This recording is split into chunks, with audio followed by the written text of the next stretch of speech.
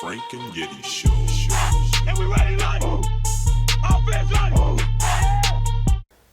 Who's on first? Oh, wait. Welcome to Week 12, Frank and Yeti Show. Special guest this week, Little Yeti. They call him Corbin. Welcome to the show. We've got 3 good games lined up again this week. We kind of had a beaten and bruised weekend in football, but I came out ahead, 2-1. Frank and Jordan with the 1-2. That moves me just a little bit closer to Frank's record with a possible, out of 48 games, Frank is up to 30 wins. I am up to 29. Bringing it on in. I'm catching up to you quick. So we've got 3 more good games this week. The first game is Georgia at Auburn. That is the number 5 ranked Georgia Bulldogs at the number 13 ranked Auburn Tigers. Georgia is a 2.5 point favorite. Mr. Yeti, SEC football, talk to him. SEC football. Can't believe this is game number 1 and not game of the week. But you got 2 strong teams, 8-1 Georgia versus 7-2 Auburn. Unfortunately, Georgia dropped that game to South Carolina. That was one of those sleeper games that they thought they had it in the bag, and they did not. Auburn has had 2 tough losses, though. That's with Florida and with LSU. So you look at the numbers on both of those teams. You know, even though it's a loss, that's a tough game to win. Mm-hmm. So you've got very evenly matched teams. You've got Fromm with a lot of yards this year, 1,859 yards, 13 TDs. You got Bo Nix, the freshman there, got right at 1,800 yards, 12 touchdowns. So it's going to be a tight game. I watched the line open at 7.5, then drop to 3, now down to 2.5. So my pick is with Georgia. I think the Dogs are going to do it to it. Both teams are ranked in the top 15 in scoring defense. Georgia's ranked number 5, allowing 11 points per game, which is excellent. Auburn is ranked number 14, allowing 17 points per game. So finally, after all that razzle-dazzle with Alabama and LSU lighting up the field the way they did and literally scoring in seconds instead of minutes, we have a classic SEC football matchup just the way they did it early 2000s, the 90s. Defense, a little ball control. I like Auburn in this game. Bo Nix, this is the end of the season. He's played well as a freshman. This is the end of the year. He's not really a freshman anymore. Plenty games of experience. You can't really use late in the season the whole freshman excuse. He's played well. He's played really well at home. And so this game is at home. It's at Auburn. I feel like they're the more physical of the 2 teams. So I'm rolling with Auburn all the way. I don't have a big explanation like them. I'm just going to simply say I'm going with Georgia. Look out. Oh, jump ship on me. I got you with an Auburn tag. So we'll roll you over to the Georgia team. It is a 3:30 afternoon. I guess that's probably Eastern, so 2:30 our time. Over and under on that game, 45.5. You know that both teams like to air the ball out. Bo Nix, just to brag about what he could do, and that Florida was louder than LSU. So we're going to see what Auburn can do at home. Georgia's coming in. 45.5 on that one. Seems a little low to me. I'm going over. I probably see 60 points in this game. Okay. The next game is a very good Big Ten matchup. We got the number 7 undefeated Minnesota Gophers. Kind of shocked both of us in that one. Yeah. At Iowa, number 23. Iowa is actually favored in this game by 3 points. What do you think? And that's a team Iowa slid up and down in the ranks this year. Started out a little stronger. They have dropped 3, but who they've lost 3 were your Big Ten powerhouses. Your Michigan, your Penn State, your Wisconsin. And in these games they lost, they didn't get blown out. They lost to Michigan 10-3, lost to Penn State 17-12, lost to Wisconsin 24-22. So right there on the cusp of being undefeated, but Minnesota has held their own. We didn't give them their credit against Penn State last week, and they came out, slapped them in the mouth, kind of shocked Penn State. Penn State thought that they had it in the bag simply because they watched the Frank and Yeti show and they knew everybody was behind them and thought that they had the win. They came out, all of a sudden Minnesota's up 10 and 13 ahead of them, and so Penn State just kind of got frazzled because they're not used to being behind. So, but Iowa's at home, and Iowa has a strong home team and home backing. And man, you add the Iowa Children's Hospital in the background to me, and you just reach and grab my heart. So, I'm going to put my money on Iowa because they're at home, and I really think they can hang simply because they have stayed in the game with everybody else. I think this is going to be Minnesota's one check mark in the bad. You know what? Minnesota must have also watched the Frankie Yeti show last week because they knew we were going against them, and they showed up and showed out. They showed me something last week. I'm not surprised, honestly. I expected them to play well, and they took it to Penn State. I just thought Penn State would pull it out, but they did that thing. But they're 9-0. Let me tell you how significant this record is. This is the last Minnesota team to reach this mark, a 9-0, a 9-0 mark. It's the 1904. Wow, back the old leather helmet days. 1904 Minnesota Golden Gopher team was the last one to go 9-0, reach the 9-0 mark, and of course, they only played 9 games. So we're talking about an undefeated team over 100 years ago. So this is a very special football team, and I got sidetracked with the Penn State game, knowing that early this year they beat South Dakota State 21-28. They beat Georgia Southern 32-35. But teams mature and they get better as the year goes, or they get worse as the year goes. And what I failed to realize is that the latter games, 7-34 against Nebraska, 10-52 against Maryland, and now 26-31 against Penn State. So it's obvious we're not talking about the same team here. They're a completely different team than the first several games they played in the season. But just like any marquee Big Ten team, Minnesota's starting to become that team. You don't earn the respect in the Big Ten until you beat Iowa in Des Moines. You have to beat Iowa in Des Moines. They are the toughest home team in the Big Ten. Until you beat Iowa in Des Moines, you're nobody. I'm scared to go against Iowa. I don't like to do it because I know how tough they are. I mean, Michigan, Ohio State a couple of years ago had an undefeated team and literally just disintegrated in Iowa. The game was over by halftime. Just these teams go there and just lay the biggest egg you ever seen when they play Iowa in Des Moines.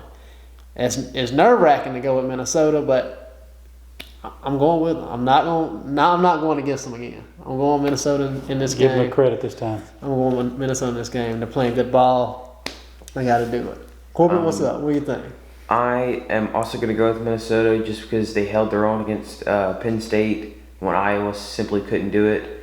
And I don't care how strong Iowa is. I think that Minnesota can still hold their own against them. Awesome. There we go. 2 for them. So 4 p.m. game. That's probably Eastern too. It's 3 o'clock our time. Iowa with their 3-point home advantage, 45.5 in this game.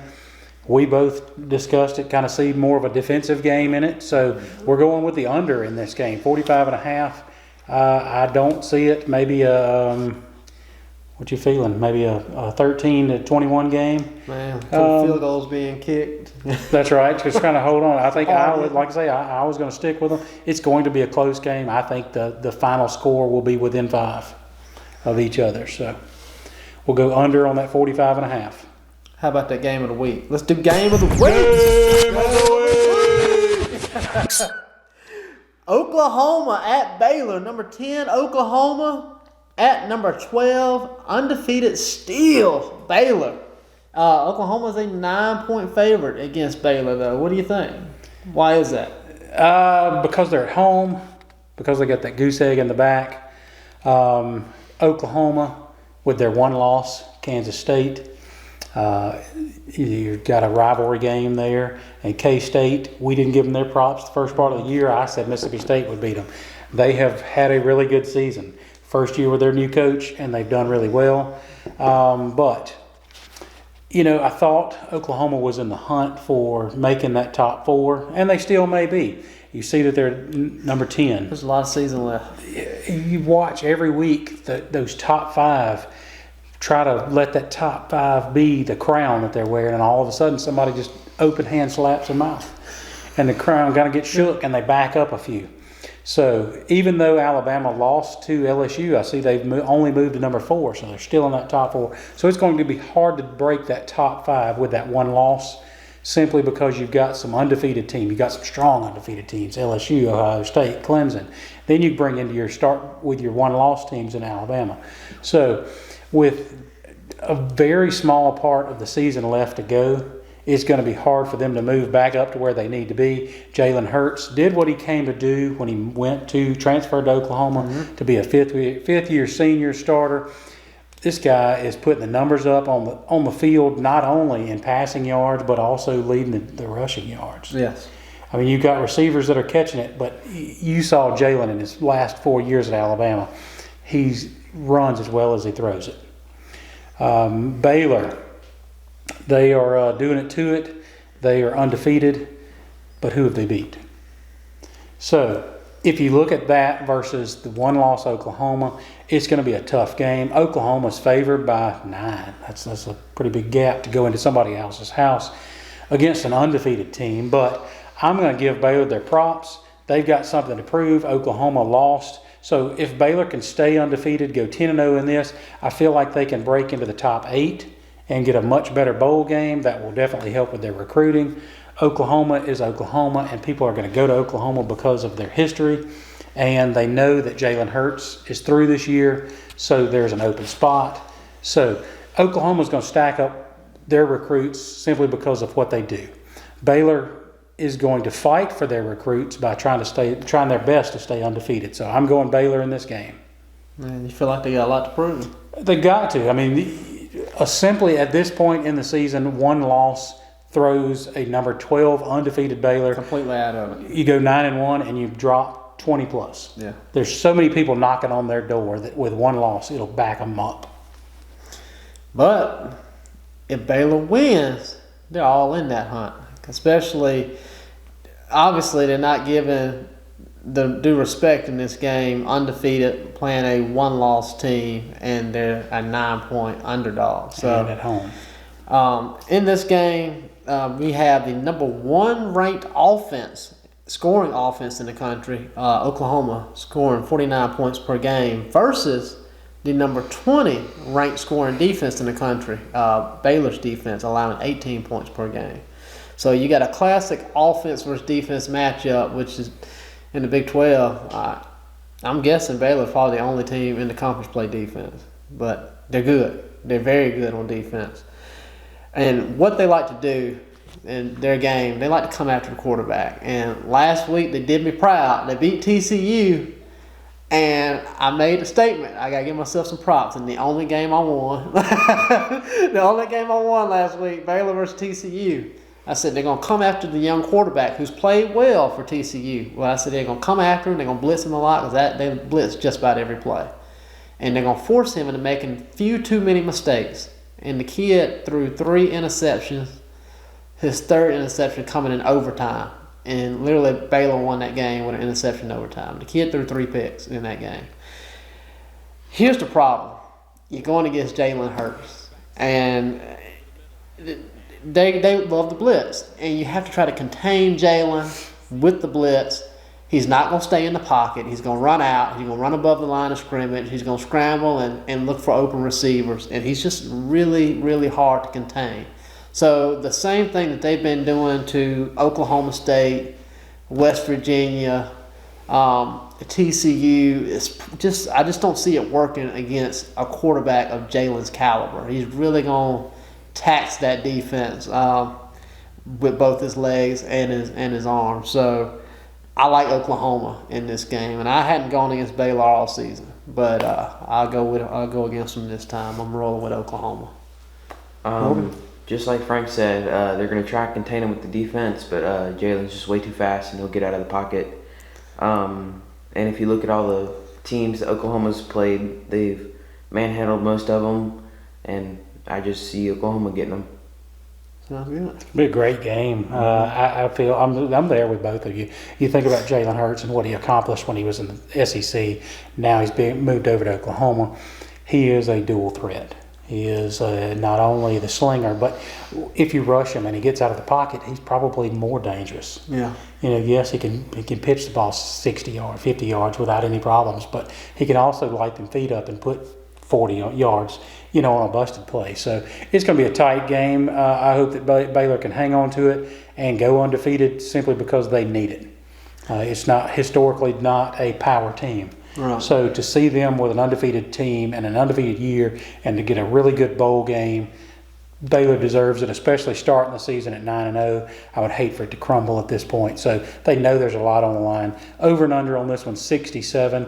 I'm going to go with over on that one because Oklahoma's going to put up 30, and I hope Baylor puts up another 40. So, if you've got a 35, 35, 35, 38, 35, 40 game, I wouldn't be surprised at it at all. So I'm hoping the defense shows up. It's good to see a smash mouth game versus just an air show. Yeah. So I hope that both teams can keep it contained, but I'm saying over 67, probably 70 plus points. So that's us for the week. Yeah, thank you so much for joining us for Week 12 of the Frank and Yeti Show. That Big 12 matchup will probably be for the conference. So check it out. Check out the other games as well, and we'll see you next week.